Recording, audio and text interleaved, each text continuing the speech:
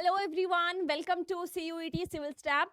इस वीडियो में आज हम करने वाले हैं detailed solution for the exam जो कि आपका 15 मई 2024 को कंडक्ट हुआ था in the shift 1A for biology. तो इस सेशन में हम सारे के सारे क्वेश्चंस देखेंगे, उसके बाद सबकी डिटेल्ड एक्सप्लेनेशन के साथ सॉल्व करेंगे with reasoning. So that's why आपको इस वीडियो के एंड तक बने रहना है। एंड अगर वीडियो अच्छी लगी तो लाइक एंड शेयर जरूर करें। So let's start our session. हमारा फर्स्ट क्वेश्चन है that is analogous structures are a result of. अब देखो यहाँ पे पूछा गया है एनालॉगस स्ट्रक्चर्स। तो हमारे पास अगर मैं बात करूँ दो स्ट्रक्चर्स बनते हैं, एक होते हैं होमोलॉगस और एक होते हैं एनालॉगस, राइट। ये हमने ऑलरेडी डिस्कस भी किया है जब हमने थ्योरी पोर्शन भी किया था। अब होमोलोगस की बात करूं, होमो मीन्स इनका स्ट्रक्चर जो है वो सेम होता है लेकिन फंक्शन जो है वो डिफरेंट एक्वायर कर लेते हैं, और इधर जो है वो इसका उल्टा देखने को मिलता है। विच मीन्स यहाँ पे फंक्शन जो होगा that is basically you can say that is same, लेकिन इनका जेनेटिक स्ट्रक्चर की अगर हम बात करेंगे दैट इनका अनॉटमी कैसी है दैट इज बेसिकली डिफरेंट। ठीक है, तो वो है एनालॉगस। अब अगर हम बात करें, सपोज करिए यहाँ पे होता क्या है कि एंसेस्टर्स इनके डिफरेंट होते हैं एंड लेकिन विद टाइम वो सेम फंक्शन गेन कर लेते हैं, जिनकी वजह से इनमें कैसे ऑर्गन्स देखने को मिलते हैं, एनालॉगस ऑर्गन्स। अब यहाँ पे आप एक चीज देख सकते हो कि डिफरेंट रेस क्या कर रही हैं, एक जगह कन्वर्ज कर रही हैं। तो इस एवोल्यूशन को हम और क्या बोलते हैं, that is also known as convergent evolution. So इसका करेक्ट आंसर है that is option number 1। Next question आपका था that is which of the following does not affect the Hardy Weinberg equilibrium. अब पूछा गया है कौन सा ऐसा फैक्टर है जो कि हार्डी-वेनबर्ग इक्विलिब्रियम को अफेक्ट नहीं करता। तो हार्डी-वेनबर्ग प्रिंसिपल आपने पढ़ा होगा, उसमें बहुत सारी चीजें थी। उन्होंने कुछ कंडीशंस रखी थी कि ये कंडीशंस प्रेजेंट होंगी तभी जो है इस प्रिंसिपल को फॉलो किया जाएगा। तो इनमें से देख लेते हैं क्या उस कंडीशन उनमें उन कंडीशंस में इन ऑप्शंस में से कौन सी कंडीशन थी, कौन सी नहीं थी। सो नेचुरल सिलेक्शन उन्होंने बोला था कि नहीं होनी चाहिए, अगर हुई तो ये डेफिनेटली अफेक्ट करेगी, तो ये तो नहीं है। नेक्स्ट जेनेटिक ड्रिफ्ट उन्होंने बोला था ये होनी चाहिए, अगर नहीं होनी चाहिए, अगर जेनेटिक ड्रिफ्ट हुई तब भी इसको अफेक्ट करेगी। जीन माइग्रेशन, क्योंकि हार्डी-वेनबर्ग प्रिंसिपल क्या बोलता है कि within generation to generation जो जीन पूल है, बेसिकली जो जेनेटिक फ्रीक्वेंसी है एलील्स की वो सेम रहती है, उसमें कोई चेंज देखने को नहीं मिलता। नाउ अगर आप इन तीनों के तीनों ऑप्शंस को देखोगे तो जेनेटिक ड्रिफ्ट में भी जीन की फ्रीक्वेंसी जो एलीलिक फ्रीक्वेंसी है वो अफेक्ट होने वाली है, जीन माइग्रेशन में भी अफेक्ट होने वाली है, नेचुरल सिलेक्शन में भी अफेक्ट होने वाली है। जीन पूल एक ऐसा फैक्टर है जो कि क्या नहीं करता, जो कि इस प्रिंसिपल को अफेक्ट नहीं करता। दैट इज व्हाई हमारे यहाँ पे करेक्ट ऑप्शन हो जाती है, that is option number 3। Now, moving on to the third question, that is which of the following primates was more like an ape? अब ये आया है आपका question from the human evolution. अब ह्यूमन एवोल्यूशन में जब आप पढ़ते हो तो आप देखते हो डिफरेंट स्टेजेस, ऑर्डर देखते हो आप कि पहले कौन से ऑर्गेनिजम्स आए, उनके बाद कौन आए, देन उनके बाद कौन आए। तो यहाँ पे देखिए होमो इरेक्टस जो है वो तो आपके एप लाइक नहीं हो सकते, एप लाइक होंगे जो सबसे प्रिमिटिव होंगे, जो सबसे पहले आए होंगे। अब ऑर्डर ध्यान कीजिए, सबसे पहले कौन से थे, रामापिथिकस थे, ड्रायोपिथिकस थे, ऑस्ट्रेलोपिथिकस थे या फिर होमो इरेक्टस थे।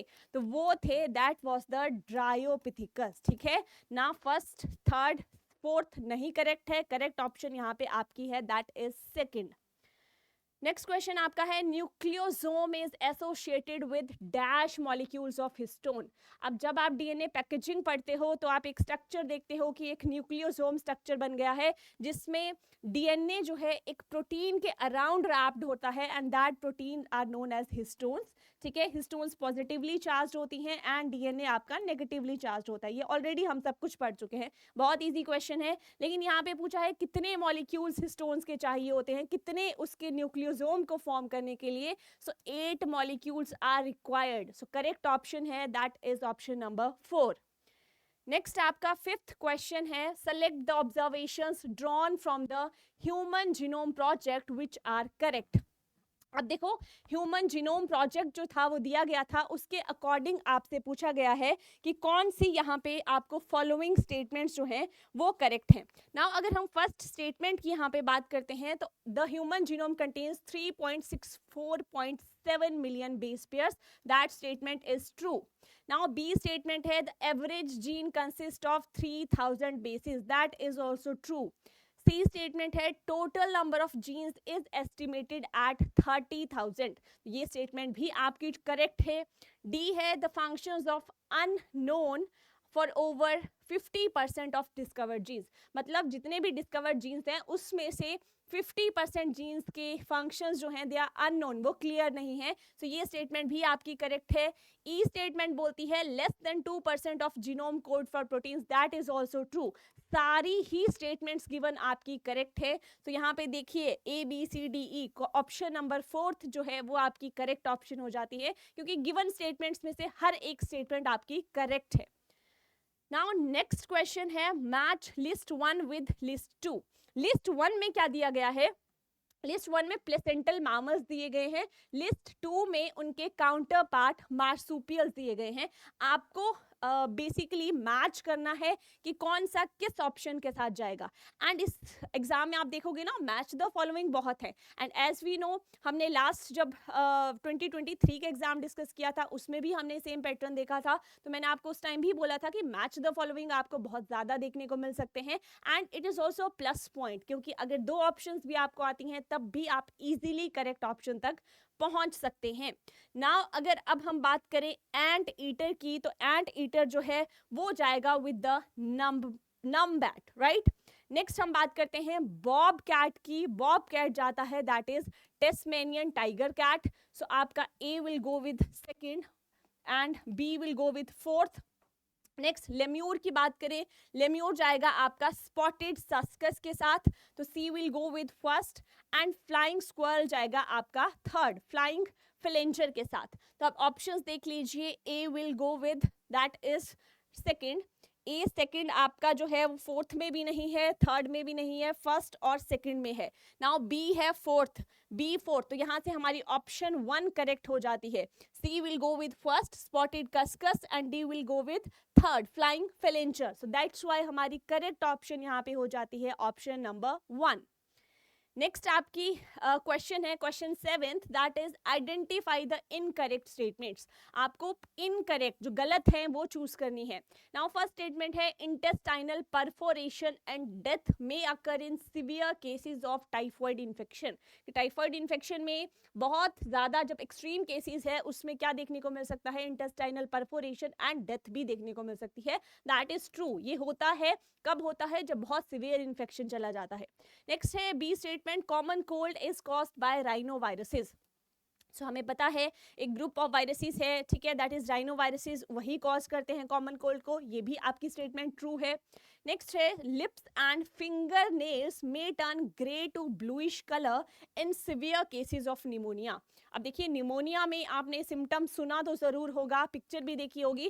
दैट इसमें होता क्या है? अब देखिए मेनली लंग्स अफेक्टेड हैं, जहाँ से सारा ऑक्सीजन का आपका जो रेस्पिरेशन की प्रोसेस है उसमें इन्वॉल्व है.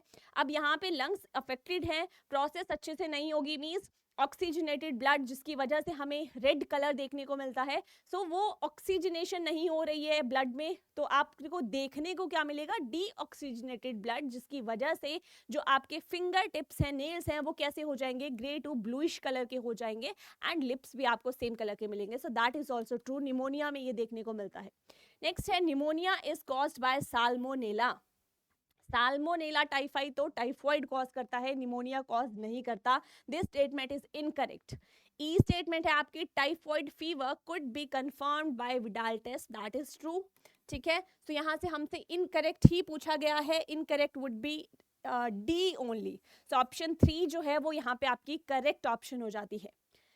नेक्स्ट क्वेश्चन है आपका match list 1 with list 2. 2 list आपके पास दी गई है. एक पे दिया गया है टाइप ऑफ बैरियर्स, दूसरे पे है उनके एग्जाम्पल्स. आपको मैच करना है कौन सी लिस्ट किस एग्जाम्पल के साथ जाएगी. नाउ साइटोकाइन बैरियर्स की हम बात करें तो साइटोकाइन बैरियर्स में आपके कौन से आते हैं? आपके आते हैं इंटरफेरॉन्स, ठीक है, जो कि कुछ वायरल इन्फेक्टेड सेल्स हैं वो रिलीज करते हैं ताकि अदर जो उनके सराउंडिंग सेल्स हैं वो प्रोटेक्शन उनको मिल जाए जो भी इन्फेक्शन है वायरस का. ठीक है, सो इंटरफेरॉन्स आपके जाएंगे ए के साथ. नेक्स्ट अगर हम बात करें फिजिकल बैरियर्स की, फिजिकल बैरियर्स में यहाँ से देखिए म्यूकस कोटिंग, ठीक है, म्यूकस कोटिंग जो है, आउटर कोटिंग, म्यूकस की कोटिंग जो होती है वो फॉर्म करती है हमारी बॉडी में physical barrier. Now cellular barriers की बात करें, यहाँ पे देखिए सेलुलर बैरियर्स में फेगोसाइटोसिस, यहाँ पे जाएगा ये जो आपके मैक्रोफेजिस हैं, या फिर WBCs को भी हम सेलुलर बैरियर्स में कंसीडर करते हैं। सो फेगोसाइटोसिस में, फेगोसाइटोसिस जो एनगल्फ कर लेते हैं बेसिकली सेल्स, उसमें आपके मैक्रोफेजिस आते हैं। तो यहाँ पे C will go with third, and physiological barriers में आपके आएंगे that is tears, right. So यहाँ पे अब आप देख सकते हो ए है आपका fourth, A will go with fourth. अब देखिए यहाँ पे नहीं है, यहाँ पे नहीं है, फर्स्ट और फोर्थ में है। नाउ बी जो है that will go with first, B will go with, sorry, physical barriers जो है that will go with the mucus coating, right. So B will go with the first. अब देखिए यहाँ पे A will go with the fourth, तो यहाँ पे A will go with the fourth, B will go with the first, correct है। Next cellular barriers जो है वो थर्ड आ जाएगा आपका, करेक्ट है, एंड डी जो है वो आपका आ जाएगा सेकंड। तो आपकी ऑप्शन जो करेक्ट है दैट इज ऑप्शन नंबर 4, ठीक है। नेक्स्ट आपका क्वेश्चन है that is question number 9, that is smack is chemically, जो स्मैक है उसका केमिकल कॉम्पोजिशन क्या है, ये यहाँ आपसे पूछा गया है। Is it diacetyl morphine, cocaine, benzodiazepine, या फिर एम्फीटामाइन। तो अगर हम बात करें स्मैक की, उसकी केमिकल कॉम्पोजिशन क्या होती है, that is diacetyl morphine, that is option number 1। Next 10th question है आपका, एंटीबॉडीज आर सिक्रेटेड बाय। अब कौन से आपके ऐसे सेल्स थे जो कि सिक्रीट कर रहे थे एंटीबॉडीज। लिम्फोसाइट्स की मैं बात करूं तो मेजरली आपके पास कौन से थे, T cells and the B cells, जिसमें बी सेल्स एंटीबॉडी सिक्रीट कर रहे थे एंड टी इनको हेल्प कर रहे थे इन सिक्रीटिंग दीज एंटीबॉडीज, राइट। तो यहाँ पे आपका आ जाएगा correct option is option number 2। Next 11th question है आपका, that is sewage treatment, in sewage treatment flocks are, sewage treatment में फ्लॉक्स हम किसको बोलते हैं, is it the solids that settle during sedimentation, लेकिन वो तो हमारा नहीं होता, ठीक है, उसको तो हम कुछ और बोलते हैं दैट इज सुपरनेटेंट एंड, ठीक है, वो आपका नहीं होता यहाँ पे, सो that is incorrect. Next supernatant that is formed above the primary sludge, ये भी नहीं है। यहाँ पे फ्लॉक्स पूछा गया है, तो जब हम सीवेज ट्रीटमेंट पढ़ते हैं तब हम देखते हैं कि फ्लॉक्स कौन फॉर्म करता है, जो बैक्टीरिया के मासेस हैं, ठीक है, उसके बाद वो एसोसिएशन फॉर्म करते हैं विद फंजाई एंड एक मेश लाइक आपको स्ट्रक्चर की अपीयरेंस होती है, जिन स्ट्रक्चर्स को हम बोलते हैं फ्लॉक्स, राइट। सो आपका है the masses of bacteria associated with fungal filaments, that is true, ठीक है, ऑप्शन 3 जो है वो आपकी करेक्ट है। The bacteria which grow anaerobically and also called as anaerobic sludge digesters, that is not true, ठीक है। तो फ्लॉक्स आपके क्या हैं, बेसिकली मास ऑफ बैक्टीरिया हैं जो कि एसोसिएशन फॉर्म करते हैं with fungi and they form mesh like structure, they are known as flocs. So next question आपका है दैट इज क्वेश्चन नंबर 12। एक आपको लिस्ट दी गई है प्रोडक्ट्स की, आपको मैच करना है ऑर्गेनिजम्स के साथ, ठीक है। तो कौन सा ऑर्गेनिज्म जो है किस प्रोडक्ट के साथ जाएगा बेसिकली। अब देखिए स्टेटिन की अगर हम बात करते हैं, स्टेटिन आपका किसके साथ जाएगा, स्टेटिन जाएगा आपका मोनेस्कस के साथ, ठीक है। ये एक ऐसा प्रोडक्ट है जो कि प्रोड्यूस किस माइक्रो ऑर्गेनिजम्स के थ्रू किया जाता है, that is by the मोनेस्कस, right. So A will go with the third. तो यहाँ पे देख सकते हो आप ए थर्ड जो है वो फर्स्ट और फोर्थ आपकी एलिमिनेट हो गई। नाउ हमारे पास रेस में बचती हैं ओनली 2 ऑप्शंस, कौन सी 2 options, that is second and third. Now B की हम बात करें क्लॉट बस्टर। अब क्लॉट बस्टर जो है वो आपका कौन सा ऐसा ऑर्गेनिजम्स जो है वो प्रोड्यूस करता है which is acting like a clot buster, वहां पे आपको देखने को मिलता है that is Streptococcus. So B will go with first, ठीक है, A will go with third. Next हम बात करते हैं that is Swiss cheese. Swiss cheese Propionibacterium, ये हमने सब ये किया भी था, अगर आपने क्रैश कोर्स देखा होगा ये सारी चीजें हमने करी हैं, ठीक है। नेक्स्ट साइक्लोस्पोरिन ए जो है दैट इज ट्राइकोडर्मा, ये आपका प्रोड्यूस करता है, that D will go with the second option, right. तो यहाँ पे सी यहाँ पे आएगा, तो आप मैच कर लीजिए, A will go with the fourth, sorry A will go with the third, अब ए थर्ड दोनों में है, बी से क्लियर हो जाएगा, B will go with the first. अब देखिए बी यहाँ पे फोर्थ है तो ये भी हमारा एलिमिनेट हो गया, सेकंड ऑप्शन यहाँ से आ गई। अब देखो मैच द फॉलोइंग का मेजर बेनिफिट क्या है, दो भी स्टेटमेंट पता है तब भी करेक्ट ऑप्शन पे पहुंच गए, ठीक है, तो इजी हो जाता है। श्योरिटी के लिए ये बेस्ट है आपके लिए मैच द फॉलोइंग, कि यहाँ पे आपको श्योरिटी है कि हाँ ये हमारा क्वेश्चन जो है दैट इज करेक्ट। नेक्स्ट हम बात करते हैं, अगर सी की बात करें, C will go with fourth, right, fourth, and D will go with the that is second, ठीक है, so option number second. Next question है, 13th क्वेश्चन है, the beetle used as a biocontrol agent for aphids and mosquitoes. अब उसके लिए पूछा गया है कि कौन सी ऐसी बीटल है जो कि एफिड्स के लिए और मॉस्किटोज के लिए बायो कंट्रोल से, ये आपका बायो कंट्रोल एजेंट जो है वो पूछा गया है, वहां से आपका ये क्वेश्चन आया है। नाउ एफिड्स की हम बात करते हैं तो एफिड्स के लिए आपका कौन होता है, that is lady bird, and dragon mosquitoes के लिए आपकी ड्रैगन फ्लाइज होती है, ठीक है, वो कंट्रोल करती हैं। नाउ ऑप्शंस देख लेते हैं, दैट इज ट्राइकोडर्मा नहीं, lady bird and dragon flies, silver fish. अब देखो यहाँ पे सेकंड ऑप्शन में ड्रैगन फ्लाइज है, थर्ड में लेडी बर्ड है, लेकिन हमारे अकॉर्डिंग दोनों ही सही है, क्योंकि यहाँ पे एक से नहीं पूछा है, सिर्फ एफिड्स के लिए पूछा होता तो लेडी बर्ड होता, सिर्फ मॉस्किटोज के लिए पूछा होता तो ड्रैगन फ्लाइज होता, तो यहाँ पे बोथ सेकंड एंड थर्ड जो है दैट आर करेक्ट, ठीक है। तो इस क्वेश्चन को आप चैलेंज भी कर सकते हो, क्योंकि इसमें से ऑप्शन, गिवन ऑप्शन में से आप कुछ भी सेलेक्ट, या सेकंड थर्ड जिसने किया होगा उसको दोनों ऑप्शंस को यहाँ पे करेक्ट माना जाएगा, क्योंकि दैट ऑप्शंस जो हैं दे आर इनअप्रोप्रिएट, यहाँ पे अप्रोप्रिएट ऑप्शंस नहीं गिवन है अकॉर्डिंग टू द क्वेश्चंस, ठीक है। सो सेकंड और थर्ड दोनों करेक्ट हैं, एंड सेकंड और थर्ड दोनों होनी चाहिए थी ऑप्शन में, वो आपकी करेक्ट ऑप्शन होती। So both second and third are correct. So 13th question इसको मैं मेंशन भी कर देती हूँ, इसमें थोड़ी सी आपकी मिस्टेक है। नेक्स्ट 14th क्वेश्चन की हम बात करें, डाउनस्ट्रीम प्रोसेसिंग मेथड्स इन्वॉल्व्स। अब डाउनस्ट्रीम प्रोसेसिंग में क्या होता है, पहले तो सारी फर्मेंटेशन की प्रोसेस हो जाती है, उसके बाद मेजरली जो रिजल्ट है उसकी प्योरिफिकेशन के लिए हम ये मेथड, ये बेसिकली प्रोसेस जो है उसको परफॉर्म करते हैं। तो ए है दैट इज आइडेंटिफिकेशन, बी है amplification, third is fermentation, fourth है प्योरिफिकेशन। तो इसको हम किस लिए बेसिकली यूज करते हैं, फॉर प्योरिफिकेशन, ऑप्शन नंबर 4, ठीक है। इसमें आइडेंटिफाई नहीं करते हम, एम्प्लीफाई नहीं करते, फर्मेंटेशन के बाद इसको हम परफॉर्म करते हैं। So that is why option number 4 जो है that is the correct option here. Next 15th question, which of the following is not the correctly matched pair of organism and its respective cell wall degrading enzyme। अब देखिए एक तरफ क्या दिया गया है, ऑर्गेनिज्म दिया गया है, सेकंड आपको साथ में इनकी एंजाइम्स दी गई हैं जो कि इनकी सेल वॉल को बेसिकली डिग्रेड कर सकती हैं। अब हम बात करते हैं फंजाई की।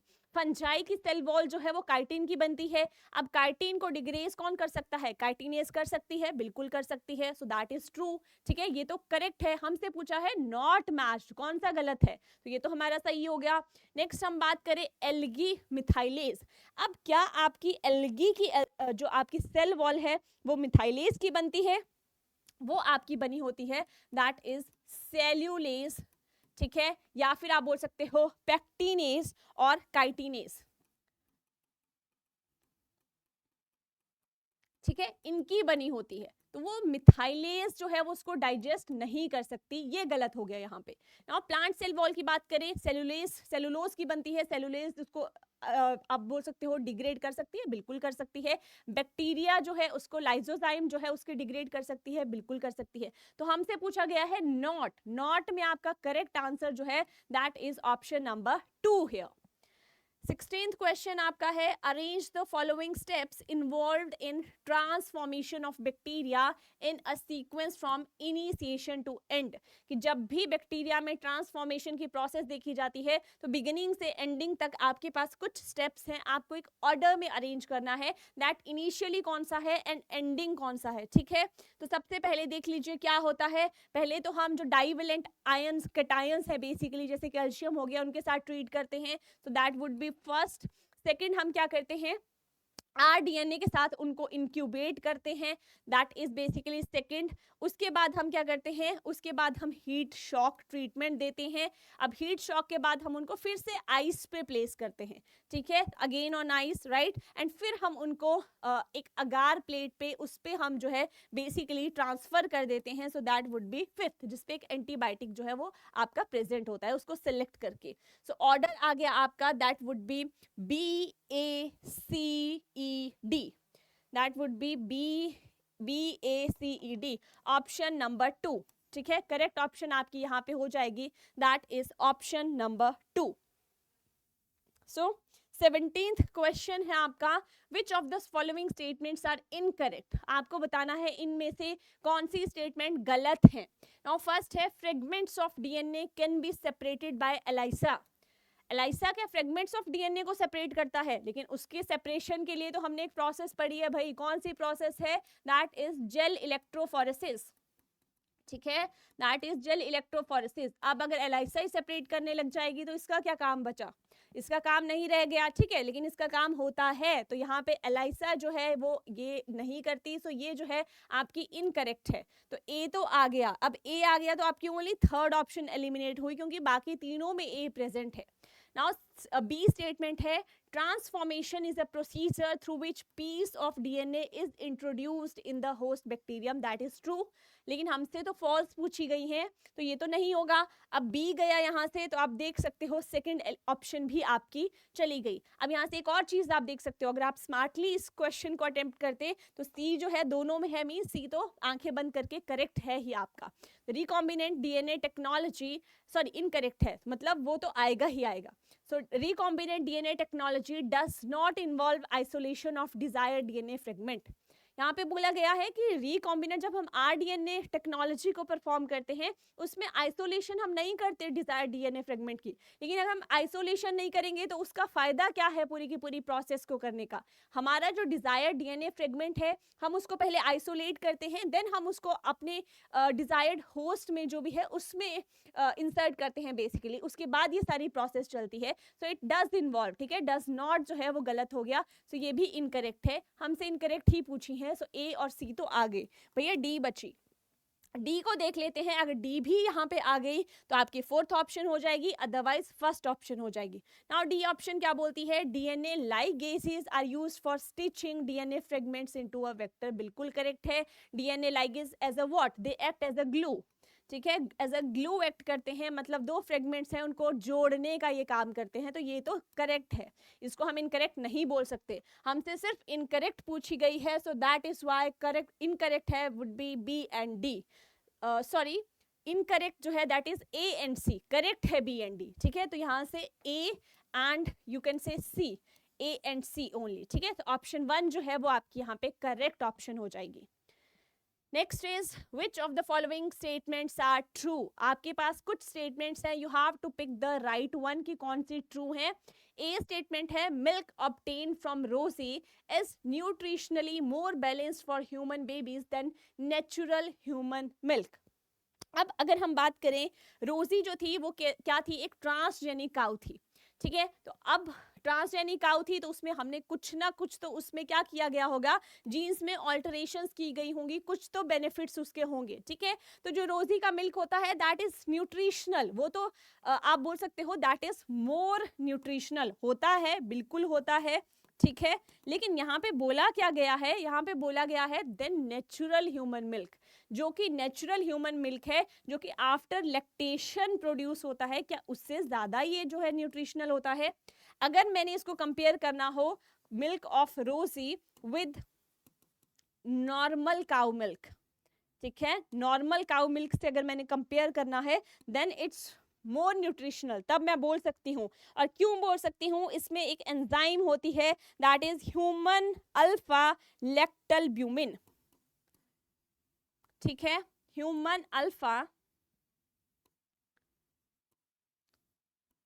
ये एंजाइम होती है रोजी के मिल्क में, जो कि ट्रांसजेनिक काऊ बनाई गई थी, उनके मिल्क में एक एंजाइम थी दैट इज ह्यूमन अल्फा लैक्टोल्ब्यूमिन। अब ये एंजाइम ऐसी थी कि जिसकी वजह से न्यूट्रिशनल प्रॉपर्टीज जो थी वो रोजी के मिल्क की इंक्रीज हो गई थी। लेकिन यहाँ पे क्या बोल दिया गया है कि नेचुरल ह्यूमन मिल्क, लेकिन as we know natural human milk है उसमें बहुत ज़्यादा न्यूट्रिशनल क्वालिटीज होती हैं, वहां से हम इसका कंपैरिजन नहीं कर सकते। So that's why this statement is incorrect.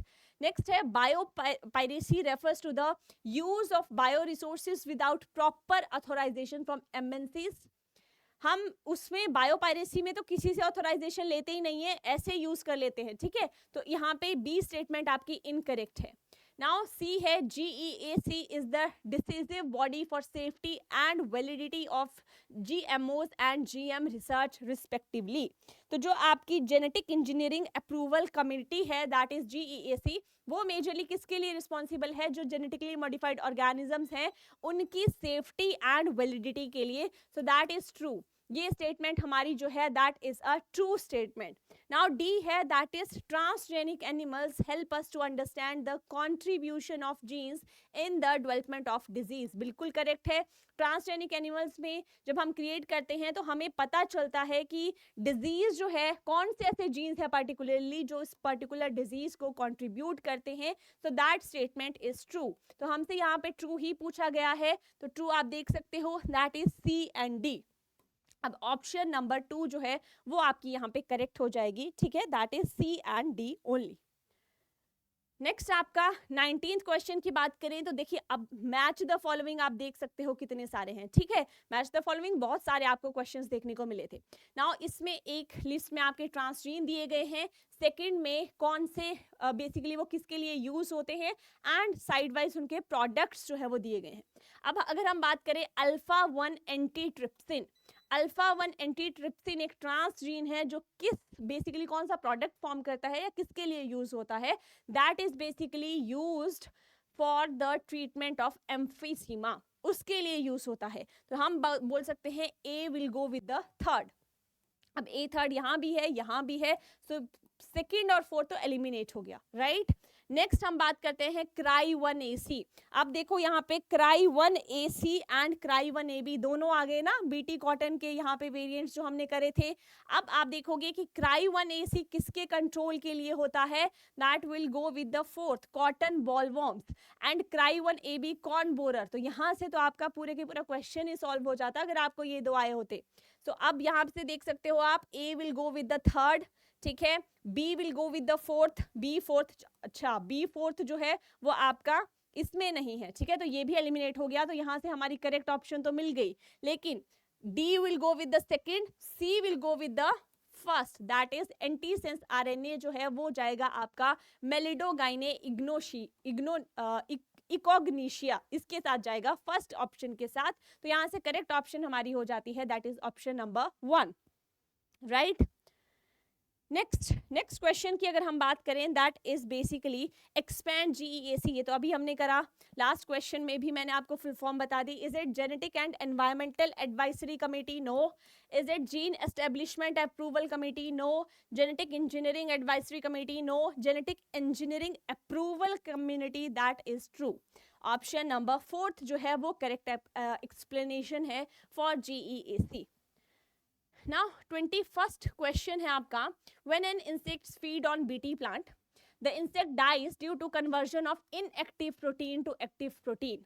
ये हमने देखा था कि बीटी कॉटन में बेसिकली क्या होता है, बीटी क्या है, बेसिलस thuringiensis एक बैक्टीरिया है, उसके पास एक टॉक्सिन प्रोटीन होती है, ठीक है। वो टॉक्सिन प्रोटीन जो है वो प्रोटॉक्सिन इनएक्टिव फॉर्म में उसके बेसिकली आप बोल सकते हो प्रेजेंट होती है। लेकिन जैसे ही कोई इंसेक्ट इसको खाता है तो इंसेक्ट के गट में जाके ये प्रोटॉक्सिन जो है ये अपनी एक्टिव फॉर्म में आ जाता है, ठीक है। अब जैसे ही एक्टिव फॉर्म में आएगा तो उस इंसेक्ट को किल कर देगा, उस इंसेक्ट की डेथ हो जाएगी and that will result in the bio control, ठीक है। बायो कंट्रोल एजेंट में इसका यूज किया जाता था। अब पूछा गया है कि कैसे, क्या मेजर फिनोमिना है इंसेक्ट के गट में जिसकी वजह से ये प्रोटीन जो थी ये प्रोटॉक्सिन इनएक्टिव से इनएक्टिव फॉर्म में आपकी कन्वर्ट हो गई, ट्रांसफॉर्म हो गई। Is it alkaline pH of gut या फिर acidic pH of gut, acidic pH of saliva, alkaline pH of saliva. Saliva का तो रोल ही नहीं है, गट में होती है, लेकिन पीएच कैसी होती है, एल्कलाइन। आई थिंक 8.3 के अराउंड पीएच होती है, ठीक है, वो इंसेक्ट के गट की पीएच होती है, ठीक है, जिसकी वजह से ये प्रोटीन जो है इनएक्टिव से एक्टिव हो जाती है, and that would result in the death of that insect. So correct option, option number 1। Next 22nd question है, अगेन मैच द फॉलोइंग। यहाँ पे देखिए इंटर स्पीशीज रिलेशनशिप और फीचर्स, देखिए कितना इजी क्वेश्चन है। कमेंसलिज्म, कमेंसलिज्म में क्या होता है, कमेंसलिज्म है आपकी दैट इज वन जो है दैट इज अनअफेक्टेड और एक जो होगा वो बेनिफिट हो जाएगा। म्यूचुअलिज्म दोनों के दोनों बेनिफिट होते हैं। अमेंसलिज्म में आप बोल सकते हो एक जो होता है दैट इज यू कैन से हार्म होता है, दूसरा वाला अनअफेक्टेड रहता है, ठीक है। पैरासिटिज्म में एक हार्म होता है, दूसरा वाला बेनिफिट होता है, ये चीजें हैं। अब आप कमेंसलिज्म देखो, कमेंसलिज्म में एक अनअफेक्टेड रहेगी एंड दूसरी वाली क्या हो जाएगी, that would be you can say unaffected. 1 + 0, एक benefit, one species is benefit नहीं, वन स्पीशीज हार्म्ड नहीं, वन स्पीशीज बेनिफिट ठीक है, अदर अनअफेक्टेड बिल्कुल ठीक है। So A will go with the fourth. अब देखो यहाँ पे ए फोर्थ कहाँ है, देखो फर्स्ट से ही आपका आंसर आ गया, सिर्फ एक स्टेटमेंट आपने पढ़ी और आपका आंसर आ गया। लेकिन फिर भी श्योरिटी के लिए सब कुछ चेक करो, ठीक है। श्योरिटी के लिए हम म्यूचुअलिज्म देखते हैं, म्यूचुअलिज्म में बोथ स्पीशीज बेनिफिटेड, बिल्कुल करेक्ट है। B3 अब यहाँ से टैली करना है कि ठीक है हमने चूज करी ऑप्शन ठीक है नहीं है। So mutualism with go with third, बिल्कुल करेक्ट है। नेक्स्ट अमेंसलिज्म की बात करें, एक अनअफेक्टेड है, दूसरी हार्म्ड होगी, वन स्पीशीज हार्म्ड, दूसरी अनअफेक्टेड, बिल्कुल करेक्ट है। C will go with second. यहाँ से हमारी ऑप्शन जो है वो हम श्योरिटी की तरफ जा रहे हैं कि ठीक है हमने करेक्ट चूज करी है। नाउ पैरासिटिज्म की बात करें, एक बेनिफिट होती है on the expense of other, जो पैरासाइट है वो बेनिफिट होगा लेकिन होस्ट जो है उसको तो एक्सपेंस बियर करना पड़ेगा। सो ऑप्शन नंबर सेकंड जो है वो आपकी बिल्कुल करेक्ट ऑप्शन है, ठीक है। नेक्स्ट हम बात करते हैं 23rd क्वेश्चन की। In a country at any time the population has same number of youngs and mature ones, what type of growth does it reflect.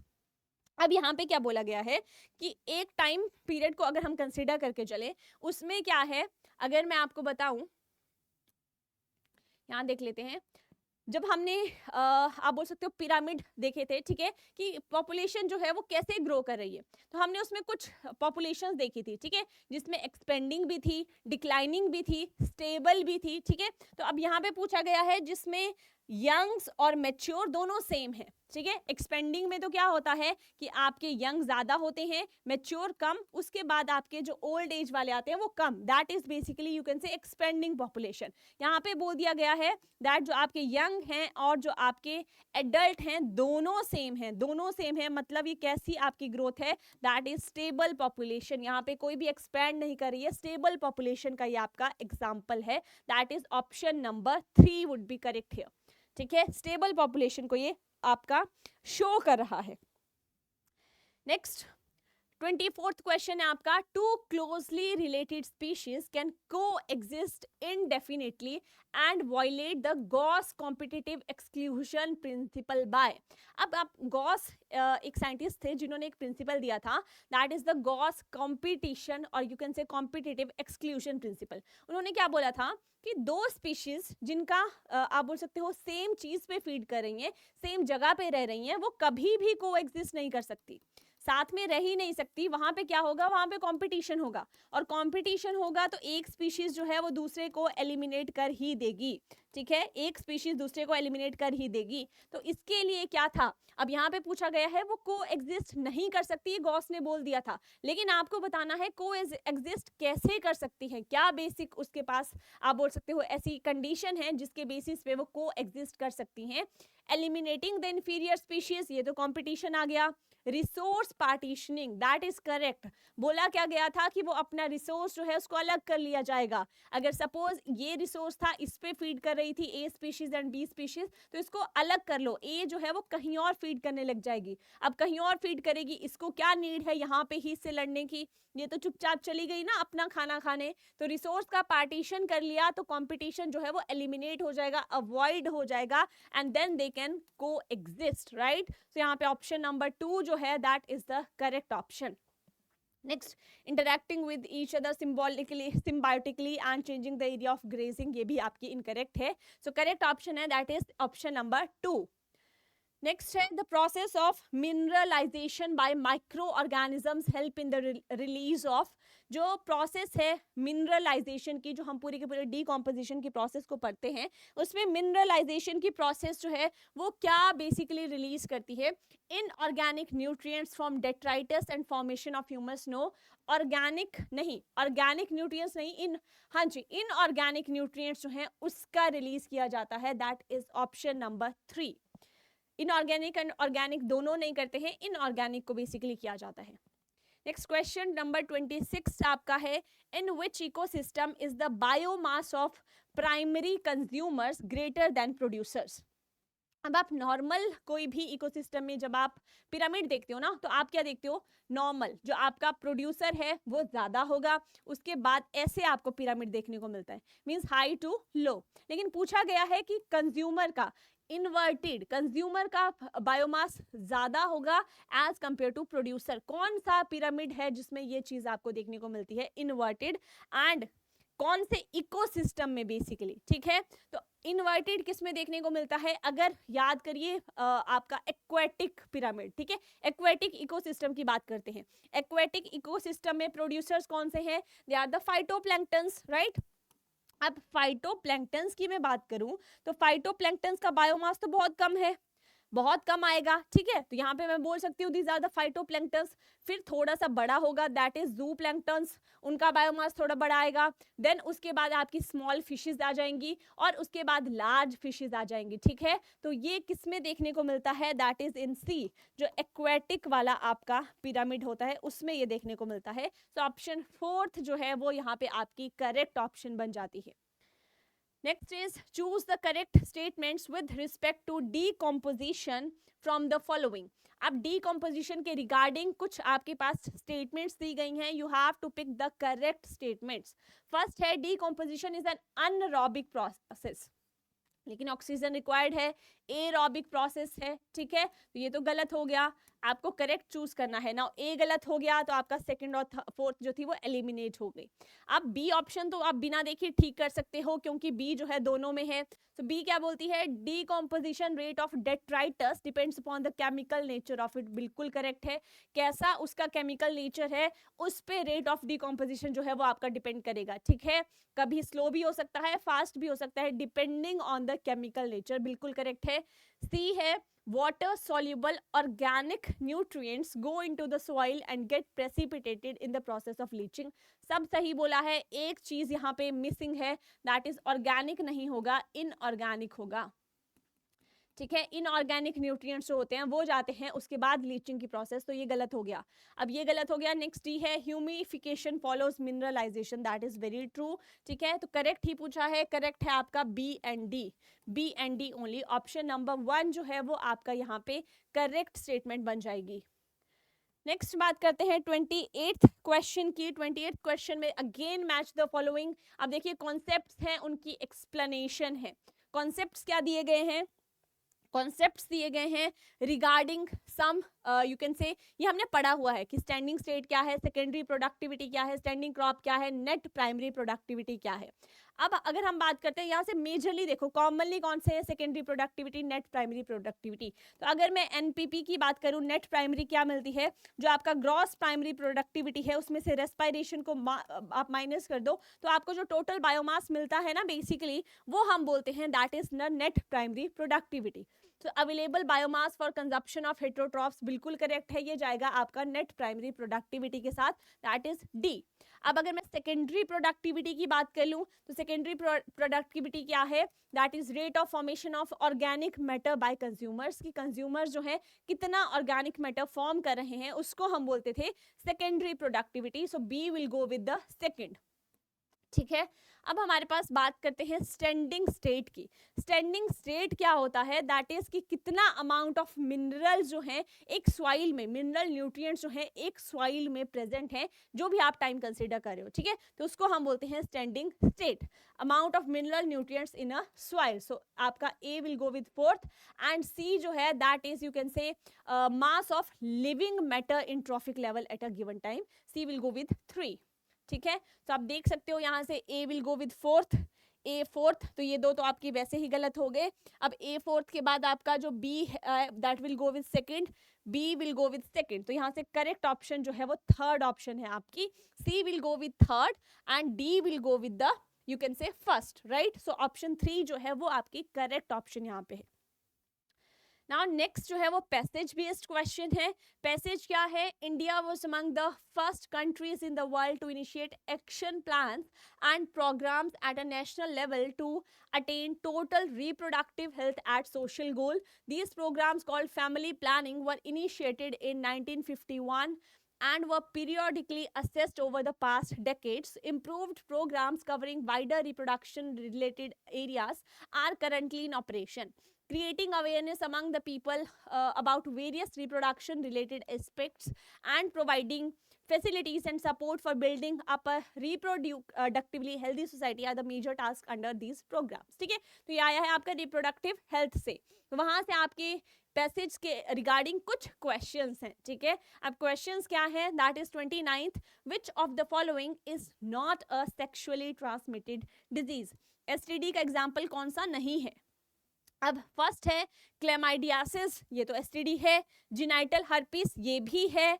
Filariasis, filariasis जो है वो तो एसटीडी नहीं है, ठीक है, वो तो कॉज नहीं होती, सेक्सुअली ट्रांसमिटेड डिजीज नहीं है, तो ये आपका यहाँ पे करेक्ट मतलब करेक्ट ऑप्शन हो गई, ठीक है। ट्राइकोमोनियासिस ये भी है, तो करेक्ट ऑप्शन कौन सी हो गई आपकी, करेक्ट ऑप्शन आप बोल सकते हो that is option number 2।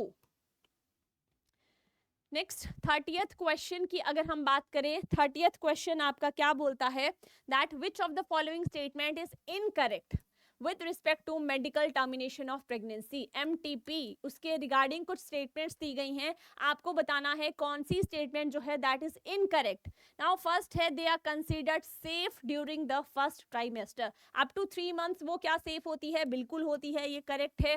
Next है it is legalised in India from 1971, बिल्कुल करेक्ट है, इसको लीगल कर दिया गया था इंडिया में 1971 में। नेक्स्ट है MTPs can be performed even after 24 weeks but with the opinion of 2 registered medical practitioners on specific grounds। अब देखो इस वाली स्टेटमेंट में क्या बोला गया है कि 24 वीक्स के बाद भी हम कर सकते हैं, ठीक है। एंड कैसे कर सकते हैं कि 2 आपके पास रजिस्टर्ड जो भी मेडिकल प्रैक्टिशनर्स हैं जो कि परफॉर्म कर रहे हैं उसको, उनके साथ जो है इसको आप परफॉर्म कर सकते हो, तो वो जो है वो आपके MTP जो भी उसके अकॉर्डिंग लॉज बनाए गए हैं उसको सपोर्ट करेगा, लेकिन अप टू 24 वीक्स तक आप कर सकते हो। एक्चुअली एक केस देखा गया था जिसमें मोर देन आप बोल सकते हो 20 वीक्स की प्रेगनेंसी को टर्मिनेट करवाया गया था, अदरवाइज पहले इसको नहीं कंसिडर किया जाता था, that was not you know legally right to do that, लेकिन इसके बाद जो था वो परमिशन दे दी गई थी इन सिवियर केसेस, कुछ केसेस में जो कि आप बोल सकते हो जहां पे रिक्वायर्ड था कि वहां पे टर्मिनेट करने की नीड है, राइट। लेकिन आफ्टर 24 वीक्स नहीं कर सकते, जब आफ्टर 24 वीक्स करते हो आप तो that is the violation of MTP, ठीक है। तो ये आपका इनकरेक्ट स्टेटमेंट है, that is third. Next fourth है about 20% of total number of conceived pregnancies undergo MTP in a year globally, that is true। आपसे इनकरेक्ट ही पूछा है, सो इनकरेक्ट है ऑप्शन नंबर 3। नेक्स्ट है मैच द फॉलोइंग। अब आपको क्या करना है, आपको मैच द फॉलोइंग, ये अगेन मैच द फॉलोइंग है एंड आपके पास लिस्ट दी गई है, that is list 1, list 2। List 1 में क्या है, 8 असिस्टेड रिप्रोडक्टिव टेक्नोलॉजीज हैं और कौन सी प्रोसेस जो है वो इसमें इन्वॉल्व है। नाउ ए की बात करें दैट इज जिफ्ट, ठीक है। अब जिफ्ट है जाइगोट इंट्राफेलोपियन ट्रांसफर, इसमें क्या करते थे, इसमें बेसिकली जो आपका जाइगोट होता है, अब जाइगोट क्या है, जाइगोट है फर्टिलाइज्ड एग, ठीक है, फर्टिलाइज्ड एग को हम जाइगोट बोलते हैं, उसको ट्रांसफर कर दिया जाता था कहाँ पे, फेलोपियन ट्यूब में, ठीक है, उसकी ट्रांसफर होती थी। ना यहाँ पे देखो फॉर्मेशन ऑफ एम्ब्रियो नहीं, ट्रांसफरिंग ऑफ एम्ब्रियो नहीं, you can say transfer of fertilised egg up to 8 blastomeres into fallopian tube, बिल्कुल करेक्ट है। फर्टिलाइज्ड एग मतलब जाइगोट, ठीक है, और जाइगोट का हम कब तक ट्रांसफर करते थे, up to 8 blastomeres, more than that उसको जो है फेलोपियन ट्यूब में नहीं किया जाता, डायरेक्ट यूट्रस में किया जाता है, वो भी हम पढ़ेंगे, ठीक है। सो ए जो है that will go with the third. अब देखो यहाँ पे ए थर्ड इधर है, मतलब ये गलत हो गया, ए थर्ड इधर है, थर्ड भी गलत हो गया। नाउ ICSI देखते हैं, इंट्रासाइटोप्लाज्मिक स्पर्म इंजेक्शन। अब इसमें देखो क्या होता है, formation of embryo in vitro by injecting sperm directly into the ovum, बिल्कुल करेक्ट है, ICI में हम ये करते हैं, ठीक है। नेक्स्ट है that is transferring of embryo with more than 8 blastomeres into the uterus, ये नहीं है। Transfer of semen from a healthy donor into the uterus artificially, ये नहीं है, ये है आपका B will go with the first. अब देखो बी फर्स्ट है, बी फर्स्ट यहाँ भी है। अब यहाँ पे तो हमें ऑप्शन नहीं पता लगी अभी, ठीक है, दोनों आपकी बी फर्स्ट है, ये तो कंफर्म हो गया। नेक्स्ट है आपका इंट्रायूटेराइन इंसेमिनेशन। अब यहाँ पे क्या किया जाता है, यहाँ पे किया जाता है सीमन को लिया जाता है एक हेल्दी डोनर से और फिर उसको डायरेक्टली यूट्रस में इंजेक्ट किया जाता है, intrauterine insemination. So C will go with the fourth.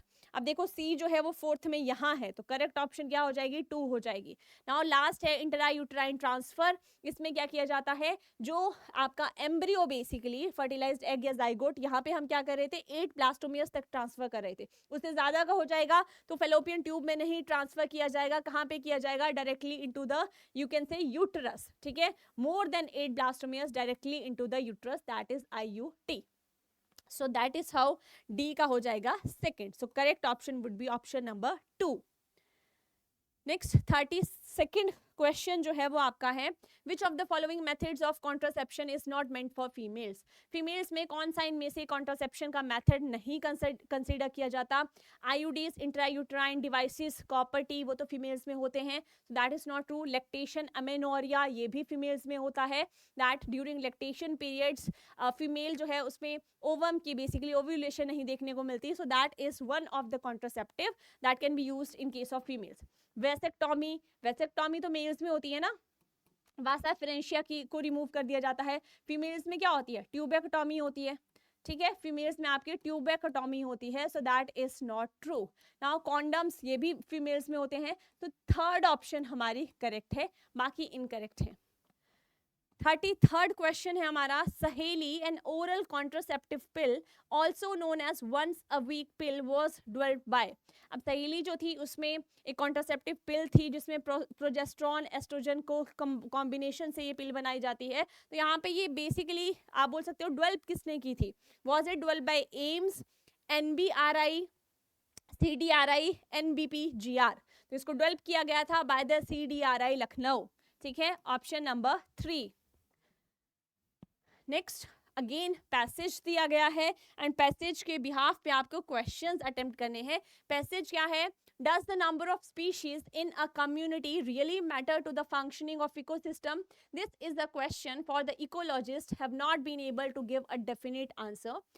For many decades, ecologists believe that communities with more species generally tend to be more stable than those with less species. According to the International Union for Conservation of Nature and Natural Resources, that is IUCN 2004, the total number of plant and animal species described so far is more than 1.5 million. ठीक है, तो अब इसके regarding कुछ questions आपके पास दिए गए हैं।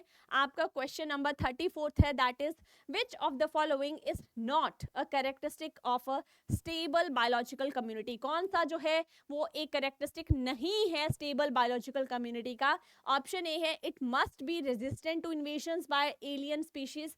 तो ये तो स्टेबल कम्युनिटी का आपका करेक्टरिस्टिक्स है कि अगर कोई भी बाहर से एलियन स्पीशीज आती है तो उसके लिए रेजिस्टेंट है, अफेक्ट ही नहीं होंगे। अफेक्ट नहीं होंगे तो आपकी बायोलॉजिकल कम्युनिटी कैसी रहेगी, स्टेबल रहेगी। तो ये तो है, ये गलत हो गया, हमसे पूछा है नॉट, जो नहीं है। नेक्स्ट है, it should not show too much variation in productivity from year two year, that is also correct. अगर वो बहुत ज्यादा वेरिएशन नहीं शो कर रही है मतलब वो कम्युनिटी कैसी है आपकी, स्टेबल है, तो ये भी गलत हो गया। थर्ड है, all the species are equally important in a stable community and absence of any one leads to its instability. That is not true कि एक को भी eliminate कर दिया गया तो आपकी पूरी की पूरी population जो है वो unstable हो जाएगी, ये एक गलत statement आपकी बोल दी गई है, ठीक है. That is not a characteristic of a stable community. Next fourth है, it is resilient to occasional disturbances whether natural or man made. That is true, ठीक है. तो ये हमसे true नहीं पूछा गया है, हमसे पूछा गया है which is not a characteristic. That's why यहाँ पे ऑप्शन नंबर 3 जो है वो आपकी करेक्ट स्टेटमेंट है, ठीक है. नेक्स्ट 35th क्वेश्चन है आपका. An river popper hypothesis the rivet popper hypothesis the rivet signifies. अब रिवेट का क्या मतलब होता है, अगर मैं आपसे बात करूं तो आपने एयरप्लेन देखा होगा ना, तो एयरप्लेन में बेसिकली क्या होता है, उसको पूरे के पूरे पार्ट्स को बेसिकली एक ज्वाइन करने के लिए कुछ नट्स होते हैं, ठीक है. नट्स या बोल्ट्स बोल सकते हो, ठीक है. वो नट्स जो होते हैं वो उसको क्या करके रखते हैं, होल्ड करके रखते हैं बेसिकली, ठीक है. तो यहाँ पे पूछा गया है जो रिवेट है वो यहाँ पे क्या सिग्निफाई कर रहा है, की स्पीशीज, एंडेमिक स्पीशीज, कम्युनिटी या फिर स्पीशीज. तो यहाँ पे रिवेट आपका स्पेसिफाई करता है स्पीशीज को. जैसे आपकी एनवायरनमेंट में क्या है, स्पीशीज हैं, वो उसको एक आप बोल सकते हो बेसिकली पूरी की पूरी एनवायरनमेंट को स्टेबिलिटी प्रोवाइड करने के लिए या फिर पूरा की पूरा बैलेंस मेंटेन करने के लिए हेल्प करती हैं. वैसे यहाँ पे रिवेट जो है वो एयरप्लेन भी आपके सेम फंक्शन परफॉर्म करते हैं. तो ऑप्शन 4 जो है वो आपकी यहाँ पे करेक्ट ऑप्शन बन जाती है, ऑप्शन नंबर 4. नेक्स्ट है 36th question. That is the scientist who proved the special species richness directly correlates with the stability of community was. किसने ये अपनी एक आप बोल सकते हो थ्योरी दी थी जिसमें प्रूव किया गया था दैट स्पीशीज रिचनेस जो है वो डायरेक्टली कोरिलेट करती है कि कितनी ज़्यादा स्पीशीज हैं उतनी ही वो कम्युनिटी कैसी है, स्टेबल है. Was it given by Paul Ehrlich, Robert May, David Tillman, Edward Wilson? So it was given by the David Tillman, option number 2. Direct question है, फैक्चुअल क्वेश्चन है, ठीक है. नेक्स्ट 37th है, what among the vertebrates which of the following is most species rich group. Species rich group मतलब सबसे ज्यादा जो है वो आपने बोलना हो तो स्पीशीज रिच ग्रुप कौन सा है, ठीक है. Reptiles, fishes, insects, mammals. तो अगर हम बात करें सबसे ज्यादा जो होती है they are the fishes, option number 2. 38th question है, the following are the various hypothesis proposed in explaining the greatest biological diversity in tropic except. अब कुछ स्टेटमेंट्स दी गई हैं, राइट, उसमें से आपको पिक करनी है कि कौन सी स्टेटमेंट करेक्ट नहीं है. सारी करेक्ट है except one, you have to pick that one. First है, temperate regions are subject to glaciation but tropical latitudes have remained relatively undisturbed. That is true, ठीक है. Tropical environments have more humidity, moisture, which helps in diversity to flourish. ये होता है क्या कि diversity वहां पे फ्लोरिश करती है due to humidity and moisture, ये नहीं होता. That is not correct. Third है, tropical environments are less seasonal and more constant. Fourth है, there is more solar energy available in the tropics which contribute to higher productivity and hence biodiversity. That is true. तो correct option कौन सी नहीं है यही पूछा गया है, that is option number 2, right. So moving on, next है cells present in mature pollen grains. Mature pollen grain की बात करें अगर हम, mature pollen grain मतलब 2 cell stage, ठीक है. 2 cell stage पे कितने cells जो हैं वो present होते हैं, एक आपका होता है that is the you can say vegetative cell जो कि आपका large होता है, और यहाँ पे आपका small generative cell भी आता है, ठीक है. स्मॉल जनरेटिव सेल, तो ये दोनों सेल्स जो हैं ये प्रेजेंट होते हैं, that is vegetative and generative cell. Option number 3 जो है ये यहाँ पे करेक्ट ऑप्शन है. 40th question, again match the following है, that is list 1 with list 2. आपको स्ट्रक्चर्स दिए गए हैं, उनके फंक्शंस के साथ मैच करना है. स्ट्रक्चर है फिलीफॉर्म अपरेटस, क्या करता है फिलीफॉर्म अपरेटस, याद कीजिए वहां पे. उसके बाद वो सिनर्जिड्स थे, और सिनर्जिड्स के जो एंड पे कुछ आपको फिंगर लाइक प्रोजेक्शंस थी, they are the filiform apparatus. याद करो कुछ ऐसी प्रोजेक्शंस थी, ठीक है, ऐसी सिनर्जिड्स, और यहाँ पे एक्सेल था. तो वो क्या करते थे बेसिकली, वो पॉलन ट्यूब को गाइड करते थे कि एक्सेल है और वहां पे फ्यूजन होना है, ठीक है. Guides the pollen tube into the synergids, that is true, that will go with the A. Next tapetum, nutritive layer है, ठीक है, नरिशेस द पॉलन ग्रेन, बिल्कुल करेक्ट है बी. सो यहाँ पे देखो A will go with third. यहाँ पे फर्स्ट से ही हमारा करेक्ट हो गया, B will go with fourth. Next exine, outer layer है, मेड अप ऑफ स्पोरोपोलिन, एक रेजिस्टेंट सब्सटेंस है, दैट इज ट्रू, ठीक है। Funicle, that is attachment of ovule to the placenta, option number 2 जो है वो करेक्ट ऑप्शन आपकी यहाँ पे हो जाती है। नेक्स्ट 41st क्वेश्चन है आपका, that is primary endosperm nucleus, PEN, जो पेन था वो किसका प्रोडक्ट था, कैसे फॉर्म हुआ था, डबल फ्यूजन से, ट्रिपल फ्यूजन से, पार्थिनोजेनेसिस, एपोमिक्सिस, तो वहां पे देखने को मिला था ट्रिपल फ्यूजन। सेंट्रल सेल्स था, उसके पास 2 न्यूक्लियाई ऑलरेडी थे, थर्ड जो था वो मेल गैमीट आके ट्रिपल फ्यूजन 3n आपको यहाँ पे देखने को मिलता था, ठीक है। So option number 2।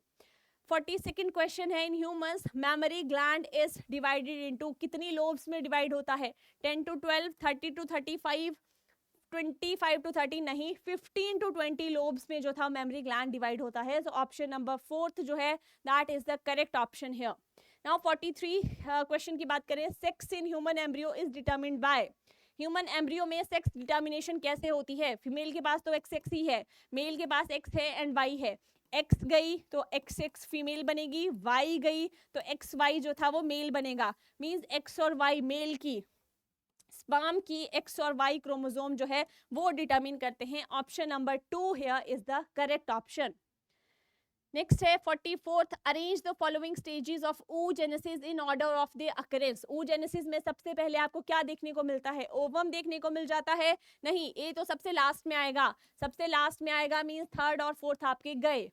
नेक्स्ट हम बात करें oogonia, हाँ जी oogonia सबसे पहले होते हैं, बी होता है, देन प्राइमरी oocyte बनते हैं, then secondary oocyte, then ovum, BCDA option number 2, right. Next 45th question देखते हैं, which of the following pair of contrasting traits was not studied by Mendel. Mendel ने 7 पेयर ऑफ कॉन्ट्रास्टिंग ट्रेट्स लिए थे, इनमें से कौन सा जो था वो स्टडी नहीं किया गया था बाय द मेंडल।